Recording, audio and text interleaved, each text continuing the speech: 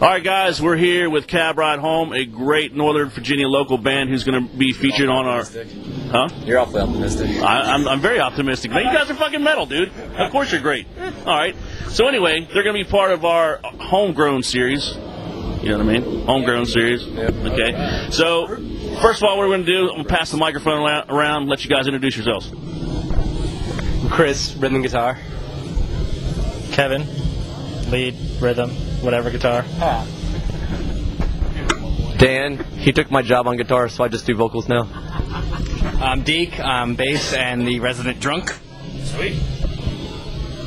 I'm Maston, drummer, punching bag.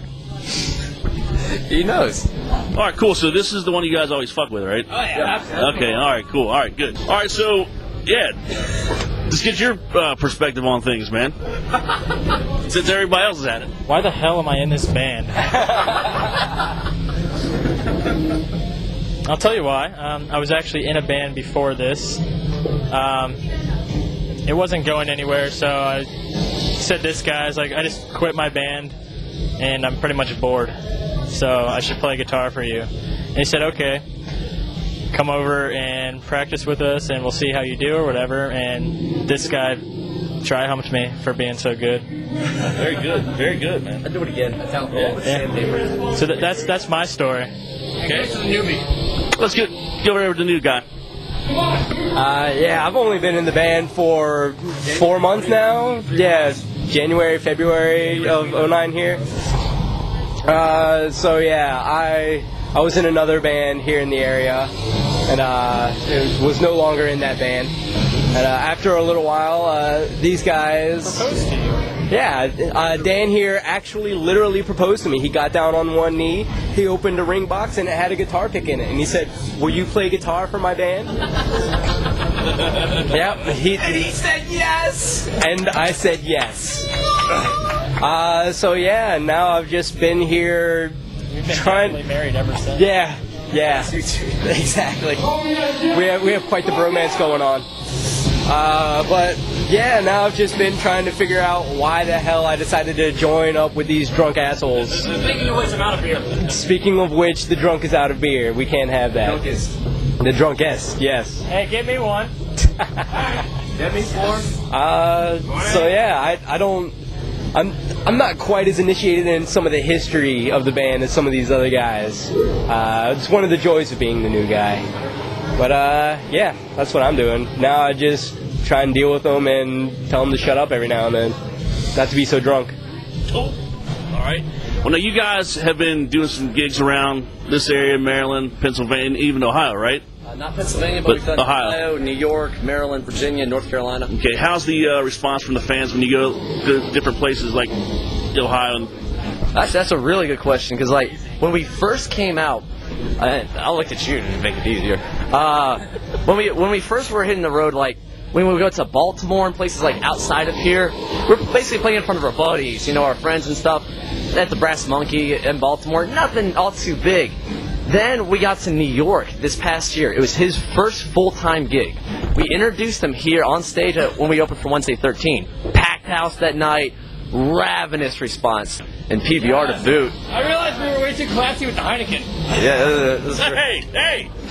and hey, Should we do our chant? Pass blue ribbon. yes, no, anyway, 4 shows. That's mine. it's good now. All right, so when we went to Long Island this past year, though, this is his hometown, you know. That's where he's from, basically. And I had some friends from there from college, know a bunch of people. We brought 60 people ourselves. Great response. This got things going a little bit. We start talking to more people. We end up opening for Sex Slaves over here when we had done his first gig. We got really good friends with them. They invite us back to Baltimore. Now we're playing in front of a crowd that doesn't know us. Win them over. Biker bar. That is our biker bar. We get the Chosen Sons Motorcycle Club up there in Baltimore. Okay. Fucking class act. Nicest guys ever. Awesome. And so what happens here, to get to the point of your question, though, people who haven't seen us, they see our stage show, which is just, we might not be the best musicians, but we're going to give you all the energy that we got. Now let me interrupt you right there, because that's the next question I was going to ask. Shoot. Do you guys before, like when you guys are writing songs and rehearsing things like that, you guys take into effect what you guys are going to do on stage live? That was my next question. Yes, he's the lead songwriter, so. All right, go ahead. I was. Now it's more like me and him. But there's some couple times where I've said, "Hey, I want to do this here, so I can do this on stage." I used to like whip my guitar around and shit, but ever since I started playing a V, I don't do that as much. I just run around more. So, yeah, that's pretty much how that comes into play. Okay.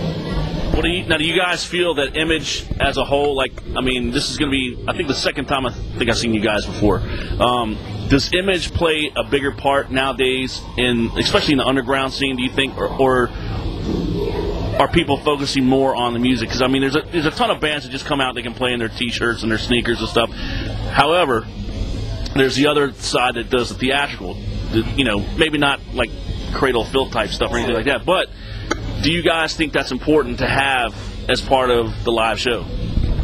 Absolutely, that you have to deliver something more than just the music, unless you're Opeth and you're so good that people are just like, but even when you see them, Michael's so witty anyway. That's his jokes is like the side stage basically. And I'll pass the mic around here, but I'll tell you, as far as Image goes, first off, it's nice having another guy in the band with hair now. So I used to do rhythm guitar and sing, and that was great. I had a lot of fun with it for the first 41 gigs, but I'm so much more mobile now. Chris is mobile. We all get to move around more. People are drawing your attention.